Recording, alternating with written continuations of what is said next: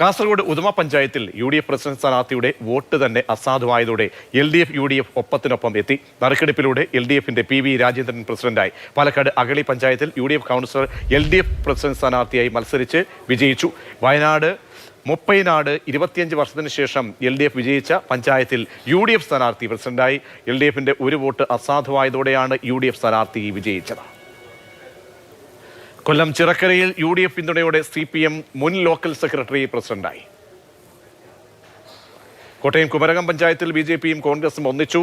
UDFും BJPയും സ്വതന്ത്ര അംഗത്തെ പിന്തുണച്ചതോടെ മത്സരം ടൈയായി. ഇതോടെ നറുക്കെടുപ്പിലൂടെ സ്വതന്ത്ര അംഗം AP ഗോപി പ്രസിഡന്റായി. കോട്ടയം മൂന്നിലവ് പഞ്ചായത്തിൽ CPI സ്വതന്ത്ര കാലുവാരി. എന്നാൽ LDF ടോസിലൂടെ ജയിച്ചു കയറി. CPIയുടെ സ്വതന്ത്ര സ്ഥാനാർത്ഥി ഇത്തമ്മയാണ് UDFന് അനുകൂലമായി വോട്ട് ചെയ്തത്.